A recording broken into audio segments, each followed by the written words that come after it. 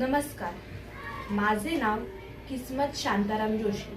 मी 9वी या इयत्तेत शिकते. आप्पांचे पत्र हे एका शाळेतील शिपाई आप्पांनी विद्यार्थ्यांसाठी लिहिलेले एक हृदयस्पर्शी पत्र आहे. पत्र लिहिण्यामागील उद्देश विद्यार्थ्यांशी संवाद साधणे, त्यांच्या आयुष्याबद्दल मार्गदर्शन करणे. कोणतेही काम श्रेष्ठ किंवा कनिष्ठ नसते हे पटवून देणे. विद्यार्थ्यांना मेहनतीचे आणि प्रामाणिकपणाचे महत्त्व सांगणे.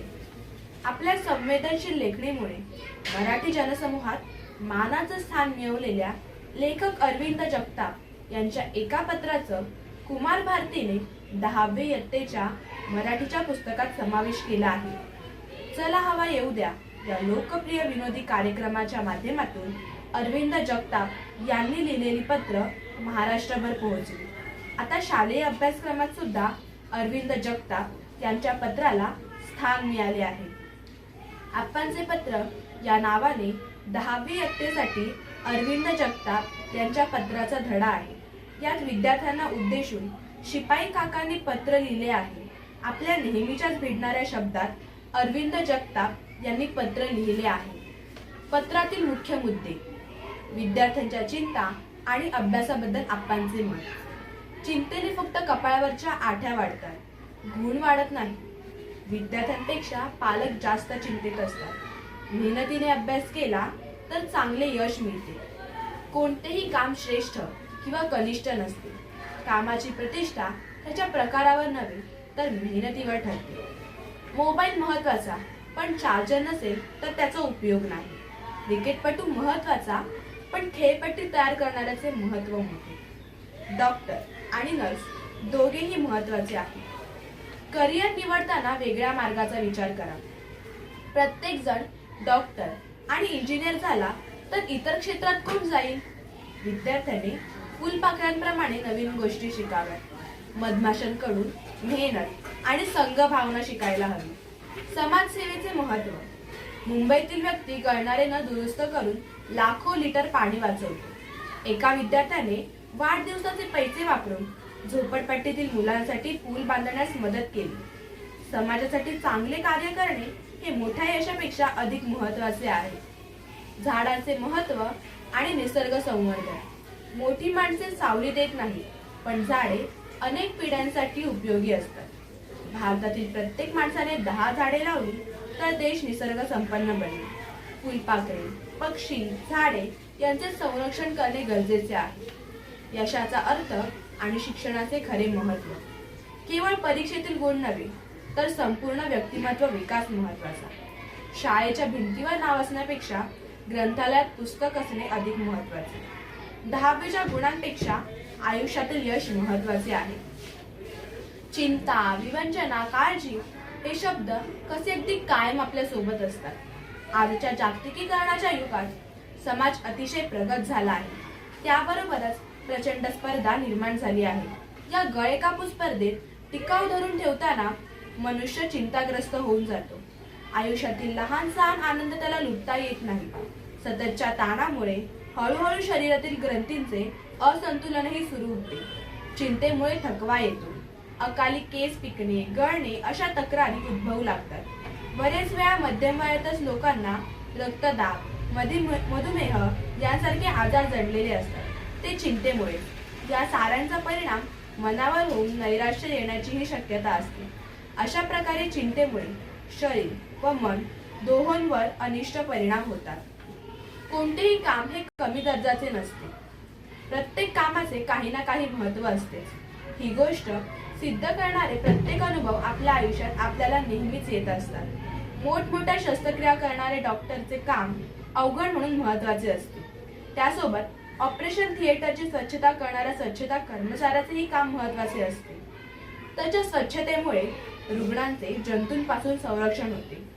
लढाऊ विमानाच्या वैमानिकाचे पॅराशूट तपासून ते विमानात भरून ठेवणे हे लहानसे कामही महत्त्वाचे ठरते. हे काम नीट झाले तर संकटकाळी त्या वैमानिकाचा जीव वाचतो. जेव्हा प्रत्येक जण आपापले काम मन लावून करतो तेव्हा ते सर्वोत्कृष्ट होते. कोणतेही काम जेव्हा उत्कृष्ट होते तेव्हा ते नजरेत भरतेच. एखाद्या कुंभाराने मन लावून बनवलेले सुबकसे मडके देखील येणाऱ्या जाणाऱ्यांचे लक्ष वेधून घेते। यामुळेच कोणतेही काम कमी दर्जाचे नसते हे मला पटते। पाण्याचे वाया जाणारे थेंब वाचवणं हे दुःखी माणसाच्या डोळ्यातल्या पाणी पुसण्या एवढंच महत्वाचं आहे। पाणी हे बहुमोल आहे, पाणी हेच जीवन आहे। आपल्याला हे ठाऊक आहे, पण तरीही कळत न कळत आपण पाणी वाया घालवतो। एकीकडे पाण्याचा बेसुमार वापर होताना दिसतो, तर दुसरीकडे हंडाभर पाण्यासाठी उन्हातान्हातील मैलोनमैलांची वणवण असे विरोधाभास दर्शवणारे चित्र आहे। केवळ अज्ञानामुळे अनेक घरातील गळत्या नळांमधून लाखो लिटर पाणी वाया जात आहे। ही गोष्ट ओळखून मुंबईतला एक माणूस घरोघरी जाऊन ते गळणारे नळ तपासतो व दुरुस्त करतो। यामुळे काही वर्षातच वाया जाणारे लाखो लिटर पाणी वाचले आहे। त्यामुळे पाण्यासाठी धडपडणाऱ्या कुणाला पाणी मिळाले आहे, त्यांचे दुःख दूर झाले आहे। त्यांचे हे कार्य कुणा दुखी माणसांचे अश्रू पुसण्या इतकेच महत्वाचे आहे असे आपणांना वाटते। लेखकांनी उतारात व्यक्त केलेला पर्यावरण विषयक विचार, बदलत्या जीवनशैलीमध्ये सध्या माणूस निसर्गापासून दूर जात आहे, निसर्गाची प्रचंड हानीही करत आहे। यामुळेच निसर्गाचे, पर्यावरणाचे संवर्धन करणे गरजेचे झाले आहे। भरपूर झाडे ही निसर्ग संपन्नतेचे लक्षण आहे, देशाच्या श्रीमंतीचे प्रतीक आहे। ज्या देशात भरपूर झाडे असतात तेथील पर्यावरण उत्तम राहते। यासाठीच पुढच्या पिढीने म्हणजेच मुलांनी ही जबाबदारी घ्यावी असे लेखक सुचवत आहेत। जर प्रत्येक नागरिकाने झाडे लावायचे ठरवले तर आपोआपच देश हिरवागार होईल, निसर्ग संपन्न होईल। यामुळे पर्यावरणाचे जतन, संवर्धन होईल, दुष्काळापासून देशाला मुक्ती मिळेल। त्याचबरोबर पाण्यासारख्या अमूल्य साधनाची बचत करणे देखील गरजेचे आहे। लेखकाने सांगितल्याप्रमाणे मुंबईतील एक जण घराघरातले गळके नळ दुरुस्त करतो, पाण्याचा प्रत्येक थेंब वाचवण्यासाठी धडपडतो। प्रत्येकानेच अशा प्रकारे पाण्याची बचत केली तर सर्वांनाच फायदा होईल। अशा प्रकारे लेखक मुलांना नैसर्गिक साधनांची बचत करण्याचा संदेश देतात, झाडे लावून पर्यावरणाचे जतन करण्याचा, निसर्गावर प्रेम करण्याचा संदेश देतात। सध्याच्या शिक्षण पद्धतीमध्ये अनेक ठिकाणी विसंगती जाणवतात। काही प्रमुख मुद्दे पुढील प्रमाणे मांडता येतील। ज्ञान केंद्रित पण जीवन कौशल्यांपासून दूर। अभ्यासक्रमात माहिती आणि तथ्ये भरपूर दिली जातात, पण व्यावहारिक कौशल्य, सृजनशीलता, निर्णय क्षमता, संवाद कौशल्य यांना कमी वाव मिळतो। विद्यार्थी परीक्षेत गुण मिळवतात, पण जीवनातील प्रत्यक्ष समस्यांना सामोरे जाण्यास तयार नसतात। गुणाधारित शिक्षण, संपूर्ण शिक्षण प्रक्रियेला गुण व श्रेणी यांचेच मोजमाप मानले जाते। मुलांची खरी आवड, क्षमता, सृजनशीलता बाजूला पडते। शिक्षक केंद्रित वर्गखोल्या, अजूनही अनेक ठिकाणी पाठांतराधारित शिक्षण चालते। शिक्षक माहिती देतो, विद्यार्थी ऐकतात, पण सहभागी, प्रकल्पाधारित, प्रश्नोत्तराधारित पद्धती कमी वापरल्या जातात। नवे तंत्रज्ञान पण मर्यादित वापर। डिजिटल साधनांचा वापर वाढला असला तरी तो प्रामुख्याने ऑनलाईन व्याख्यानांपुरता मर्यादित राहतो। तंत्रज्ञानाच्या सहाय्याने सृजनशील, प्रयोगशील शिक्षण कमी प्रमाणात घडते। ग्रामीण, शहरी दरी। शहरातील शाळांमध्ये साधने, प्रयोगशाळा, स्मार्ट क्लासेस उपलब्ध आहेत, पण ग्रामीण भागात अजूनही मूलभूत सुविधा अपुऱ्या आहेत। त्यामुळे संधीची समानता राहत नाही।